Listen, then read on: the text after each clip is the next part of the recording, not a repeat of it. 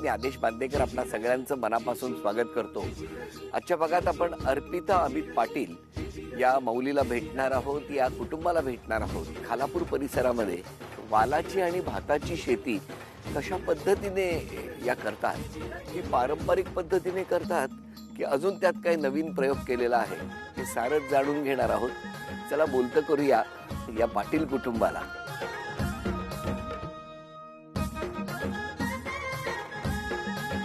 या उखाणा. शिवनेरी किल्ल्यावर जिजाऊ मातेने केला नवस, अमितरावांचं नाव घेते होम मिनिस्टरचा दिवस. अरे वा. तुम्ही? कर्जतच्या मैदानावर खेळत होतो क्रिकेट. अर्पिता बघितली माझी गेली विकेट. काय सांगता? द्या ताई, ओळख करून द्या सगळ्यांची. हे माझे मिस्टर. नमस्कार. तो माझा भाऊ. नमस्कार. ती माझी भाऊजाई. नमस्कार. त्या माझ्या ननंदबाई. नमस्कार. त्या माझी आई. नमस्कार. ते माझे सासूबाई. नमस्कार. त्या माझ्या जाऊबाई. नमस्कार. त्या तिन्ही माझ्या मुली आणि तो मुलगा माझा. अरे वा वा वा वा. मग तुमचं माहेर कुठलं? कर्जत. कर्जतला कुठे? दहिवलीमध्ये. सगळं बालपण तिकडे गेलं? हो. कोण कोण होता घरी? आम्ही चौघी बहिणी, माझे बाबा, भाऊ आणि आई. कसं गेलं बालपण? आई बाबा काय करायचे? माझे बाबा शाळेवर होते, लॅन्स असिस्टंट म्हणून.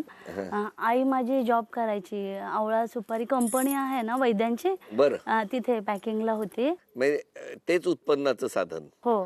मग त्याच्यातून जे काही उत्पन्न मिळणार त्याच्यात तुमचं अख्खं कुटुंब. हो. किती जणी होता तुम्ही? आम्ही चौघी बहिणी होतो. तुमचं बालपण कुठलं?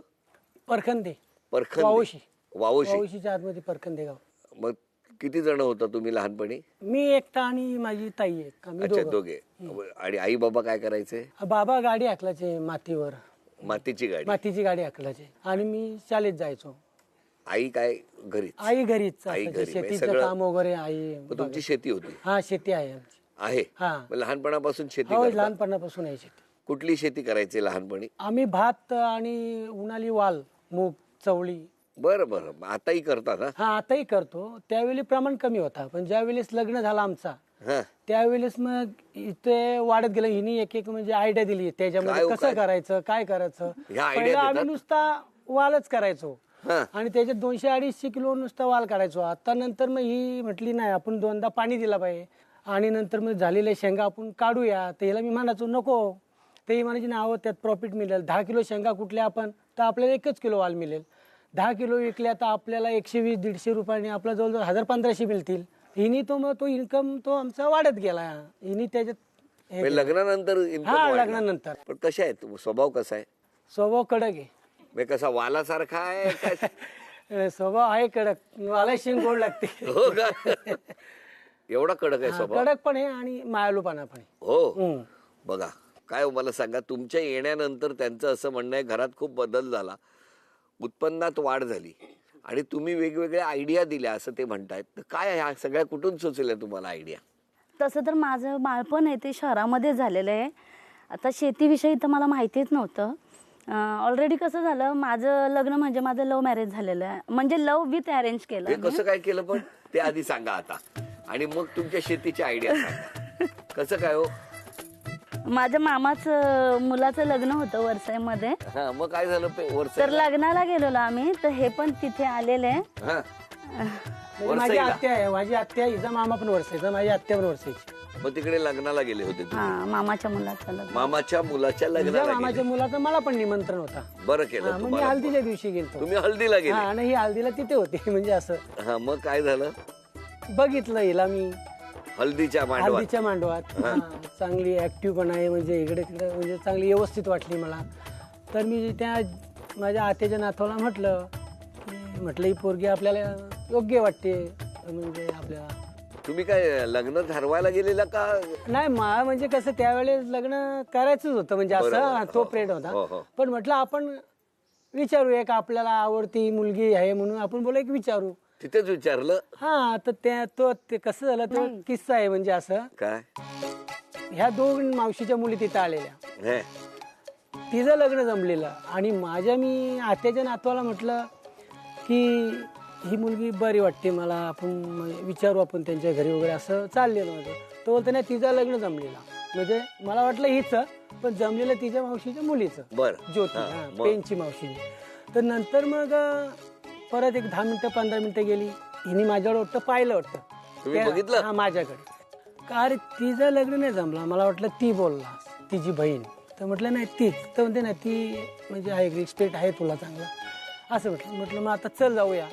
मग आता काय करायचं, तर म्हटलं ही बसलेली ओरंड्यात तिच्या मामाच्या. नंतर आम्ही इकडे बाहेर आलो, परत ही पण मांडवातून आत गेली परत बसायला ओरंड्यात. बरोबर. म्हणजे असं होतं की मी नाचायला आल्यानंतर ही यायची असं मला वाटलं नंतर. अच्छा, तुम्ही आले नाचायला काय यायचे? हा, असं मला पण नंतर वाटायला अरे लागलं. वा. तर मग बोललो बाहेर जाऊया आपण. मग गेलो रस्त्यावरती, मग ही परत ओरंड्यात गेली. तर म्हटलं नाही बरोबर आहे आता हे काम. हा. तर मग त्याला म्हटलं चल पाणी प्यायला जाऊ आपण तिथे. तो बोलतो मला ताण नाही लागली.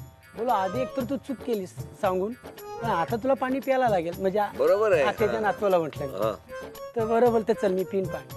हिला पाणी प्यायला गेले. हा, मग हिला सांगितलं मी तेव्हा काय मला पाणी दे म्हणून. की जा एक ग्लास पाणी देता काय. तर म्हटलं हा आणते ना. मग काय झालं? तर मग पुन्हा मी म्हटलं तुला पाणी प्यायचं आहे का जयेश? तो म्हणतो हा प्यायचं आहे मला पण. तर बोललो प्लीज तुम्हाला थोडा त्रास देतो, अजून एक ग्लास द्या ना. मग ते दिलं तिने आणून. मग ते ओळख झाली मग आमचं कुठं राहता काय. एका पाण्याच्या ग्लासात काय काय घडतं बघितलं का तुम्ही? आता या ठिकाणी एक छोटस आव्हान आहे तुम्हाला. मला बघायचं या प्रश्नाचं उत्तर जर तुम्ही दिलं तर या माऊलीला सोन्याची नथ तुम्ही मिळवून देणार का हे बघणार आहोत. सोपा प्रश्न आहे. सकाळी जी न्याहारी असते, ज्याला नाश्ता म्हणतात, ब्रेकफास्ट म्हणतात, त्याचे 3 प्रकार सांगा. भाकरी, भाकरी, इडली, इडली, काय मेंदू वडा, बटाटा वडा किंवा समोसा असे असं काही तुम्हाला असं नाश्ता. सगळं मिळालेलं हो आवडेल? मिळालं सर. हो, पावभाजी असते. पावभाजी पण सकाळी आवडेल. हो. जोरात आहे यांचं काम. चला अभिनंदन. ती सोन्याची नथ तुम्हाला मिळवून दिली त्यांनी. अभिनंदन. मग त्याच दिवशी होकार झाला? नाही, मग बरंच सत्व परीक्षा झाल्या त्या. नाही मग काही असं हे नाही झालं. ते माझी मावशी होती तिथे बसलेली, ठाण्याची आलेली. हे बोलले माझी मावशी आहे, मी बोलले माझी मावशी आहे ती. तुमची कशी मावशी असेल? माझी मावशी आहे ना, मग तुम्ही कसे बोलता माझी मावशी आहे? बरोबर आहे. तर ह्यांची मामी आहे, त्यांची बहीण होती ती. मग ते त्या नात्याने मावशी बोलत होते, पण ती माझी मावशी होती, ती आईच्या चुलत्याची मुलगी होती. म्हणजे ती त्यांच्याकडे जायची आणि आमचं ह्यांचं रिलेशन जवळच आहे, म्हणजे आईच्या नात्यातलेच आहेत हे. पण आम्हाला माहीत नव्हतं. म्हणजे हे इकडे राहत होते, ते तिकडे कधी आम्ही गेलो नव्हतो, परिचयातलं नव्हतं. मग झालं दुसऱ्या दिवशी लग्नाला ते आले, मी गाडीमध्ये होते. ते टेम्पोत, पहिले टेम्पोत वगैरे बसून जायचे ना, ते सारखे टेम्पोत हात वगैरे करायचे. मग मी हेच नाही केलं. नंतर सगळा विषय स्टॉप झाला. नंतर त्यांच्या गावातलं त्यांनीच ॲड्रेस मला विचारलेला ना, दहिवलीत वगैरे राहता.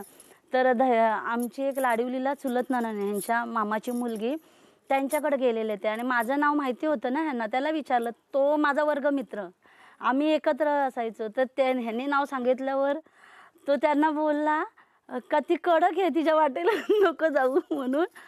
नाही जमणार आहे, कारण शाळेमध्ये आम्हाला माहिती आहे तिचं वातावरण कसं होतं. ते माझी खूप जवळची मैत्रीण आहे, पण खूप कडक आहे ती, असं त्यांनी सांगितलं. पण तुमचा होकार कसा झाला मग? त्यावेळेला मोबाईल वगैरे नव्हते, फोन होते. तर फोन पण सगळ्यांच्या घरात नव्हते. म्हणजे कॉइन बॉक्स टाकतात. किती वर्षापूर्वी? 2003 मध्ये. ह्यांनी एक नंबर लिहून दिलेला आणि माझी छोटी बहीण होती, ढेकूला दिले, तिच्याकडे ती चिठ्ठी दिलेली ह्यांनी का हे नंबर करायला सांग म्हणून. मी घरात नव्हती, भेटली तर. मी 2-3 दिवस विचार केला सगळा आणि मग एक दिवस लावलेला फोन त्यांना. मग ते आलेले का तुम्ही नंबर वगैरे कशासाठी दिलेला वगैरे. मग ते आले पुतण्याला घेऊन. त्यावेळेला त्यांनी विचारलं माझं म्हणजे लग्नच करायचं आहे, पण मला तू आवडलेस म्हणून विचारते. तर माझी एकच इच्छा होती, भले पैसा नसेल तरी चालेल, पण मला निर्व्यसनी नवरा पाहिजे, ही एक माझी अपेक्षा होती. मग मला चांगला पाहिजे होतं म्हणजे मुलगा. महा मिळाला का? हा. तर मग मी बोलले का जाऊ दे, निर्व्यसनी असेल नसेल जॉब ना, तरी माझ्यामध्ये हिंमत आहे करण्याची, कुठलंही काम करण्याची. आणि मी स्वतः जॉबला होती. मग मी बोलले मला फक्त, मी त्यांना नोकरी पण विचारली नाही, तुम्ही कामाला कुठे आहे, तुमचं शिक्षण किती आहे, ह्या गोष्टी पण काहीच विचारलं. हा, त्यांना काहीच विचारलं नाही. माझ्या मनात भरले असं, मी बाकी काहीच नव्हतं विचारलं. मग घरी आले तरी बाबांचं मनच नव्हतं. तुमच्या दोघांमध्ये शांत स्वभाव कोणाचा आहे? आता ते मुली सांगतील. नाही, मुली नाही, तुम्ही सांगा ना.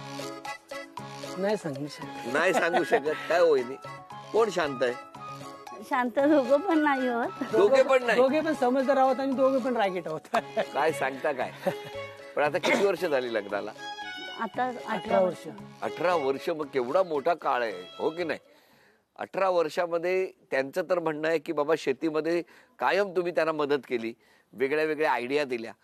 मग कसं काय एकदम काय जादू काय केली तुम्ही? काय झालं, लग्न मग झालं आमचं. त्यावेळेला कसं होतं, हे जॉबला नव्हते, म्हणजे जॉब करत होते पहिले, पण आमच्या बाबांचा एक विचार होते का पहिल्यापासून ते शेतीतच राबलेले होते सासरे आमचे. तर ते बोलायचे आम्हाला कुठे गेले मग घरचं कोण करणार, तू नोकरी करत राहणार. तेव्हा शेतीमध्ये भागत होतं त्यांचं तेवढंच करून. मग शेतीत फक्त खायलाच पुरत होतं, बाकीचं होत नव्हतं त्याच्यामध्ये. मग मी ह्यांना जॉबला बोलले का जॉबला जा तुम्ही. तर बाबा एकदा जॉबला गेले तर बाबा ओरडायला लागले का नाही जायचंय जॉबला, शेतीच करायची आहे. मग ठीक आहे, मग ते काय करत होते त्यांच्याबरोबर मदत केली. नंतर जॉबला नव्हते पण घरी आमच्या गाया होत्या 2. त्या गायांचं दूध म्हणजे आमचं 20 लिटर दूध सकाळ संध्याकाळ जात होतं. म्हणजे ते आणि शेती असंच आमचं चाललेलं. मग मोठी मुलगी झाल्यावर ते खर्च वाढत गेला. तर मी ह्यांना बोलायची का माझा जॉब होता तिथे मी जॉबला जाते. तर ते बोलायचे बायको कमवेल आणि मग नवरा खाणार, हे चालत नव्हतं आमच्याकडे. कारण आम्ही जिथे राहतो ते खूप तेव्हा म्हणजे रस्ता सुद्धा नव्हता, असं पायवाटच होती, एवढ्या आतमध्ये गेलेले. माझे बाबा तर त्यांचं घर बघून आले तर तेव्हा बोललेले माझी मुलगी इथे एक दिवस सुद्धा राहणार नाही लग्न झाल्यावर, असे ह्यांच्या बाबांशी भांडून आलेले तिथून. पण माझ्यात निश्चय होता, घरी आल्यावर बोलले नाही, त्यांचं ते चूळ आहे, त्यांच्या घरात गॅस सुद्धा नाही, तू कशी करशील, ते फाटी कशी पेटवशील, तू केलेलंच नाहीस काय, तर नको तो मुलगा. पण मी शांत बसली त्यावेळेला. मग 2 दिवसांनी मी एक दिवस जेवलीच नाही पूर्ण दिवसभर घरी. मग आईला बोलले का जा तिला सांग त्यांना बोलून घे म्हणून. मग पहिल्या वेळेला बाबांनी भांडण केलं म्हणून ह्या लोकांना गावात गेलेलं तेव्हा त्यांच्याशी भांडून आलेलं. तर हे काय बोललेले, शांतपणाने बोललेले, तुमचं जेवण केलं तुम्ही जेवा आणि निघा, नाही दिली तरी चालेल आम्हाला तुमची मुलगी, जेवा आणि निघा. मग घरी आल्यावर मग ते खूप हे करायला लागले. मग नंतर मग दुसऱ्या दिवशी बोलतात घे जा मग बोलून त्या मुलाला. मग यांनी काय केलं, तरुण म्हणजे यांचे बाबा सुद्धा नव्हते आले, सगळे मित्र 10 जण रिक्षेत घेतले आणि आले 8-10 जण. आणि मग झालं त्यांचं बातचीत झाली, लगेच तिथे चला गुळ खायचा म्हणून लगेच तिथल्या तिथेच गुळ खायचा कार्यक्रम करून घेतला. आणि बोलतात का आता नाही 15 दिवसातच लग्न उरकून टाकायचं, जास्त दिवस नाही, मी लग्न इथे पण नाही करणार आहे, मी तिचं लग्न करून देणार, मी तिच्या दारात पाऊल पण ठेवणार नाही, असे बोलले. म्हणजे माझ्या मनाविरुद्ध करते. तर मी त्या वेळेला पण काय ना बोलली. पण मी आता अभिमानाने सांगते का त्यांना जास्त हेच जावं आवडत होते, कारण कुणीच नाही, ते 8-8 दिवसांनी माझ्याच घरी येत होते आणि मीच लेक त्यांना खूप आवडायची. म्हणजे ते कुणाकडेच नाही गेले, आधी बोललेले, पण ह्यांनी त्यांचं इतकं मन जिंकलं का ते बाबांना सांगितल्याशिवाय कुठलं काम करतच नव्हते. बरं, एक छोटासा खेळ आहे. हे आव्हान दादा तुमच्यासाठी आहे. यामध्ये ना काही वस्तू दडलेल्या आहेत, फळांची नावं आहेत, फुलांची नावं आहेत, जे काही असेल ते तुम्ही ओळखायचं आणि मला सांगायचं. 3 उत्तरं बरोबर जर तुम्ही यातली शोधली तर या माऊलीला बाजूबंद मिळणार, आणि 5 शोधली तर तुम्हाला चांदीचं नाणं मिळणार. बघूया तुम्ही यामध्ये बक्षीस मिळवून देणार का बहिणीला. तुमच्या अक्कासाठी हा खेळ आहे, कोणी सांगायचं नाही त्याला. ज्वारी. अरे वा. 1. पेरू. 2. अजून 1. कापूस.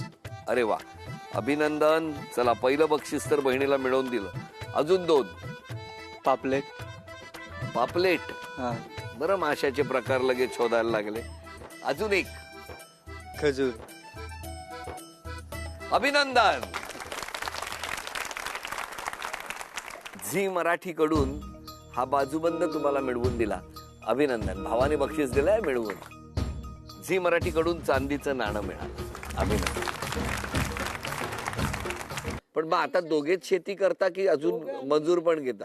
नाही घेत आम्ही मजुरी, फक्त काठीला वगैरे लागलं तर, आणि शेंगा काढा होल पाडतो आणि ही दाणे आम्ही दाणे टाकायला. मुली आमच्या त्यावेळेला दोघच एवढ्या पूर्ण शेतीला पूर्ण साच्याने मारून होलं पाडूनच बियाणं पेरतो आम्ही त्या जमिनीमध्ये आणि स्वतः करतो. मग ते तण काढणं झालं, थोडस त्याला पूर्ण वेळ शेतातच असतात. ही असते. मी नंतर एकदा होल मारून दिले, पेरून दिला का मी माझं म्हणजे हे जॉब करतात ना, जॉब पण करतात, त्यामुळे दोन्ही हे 3 नंतर आल्यावर शेतामध्ये येतात. बाकी मग मी रोज असं करायला लागत. किती वाल तयार होतो आता? माझा 400-500 किलो आणि जवळजवळ 50-60-70 हजारापर्यंत आम्ही शेंगा विकतो.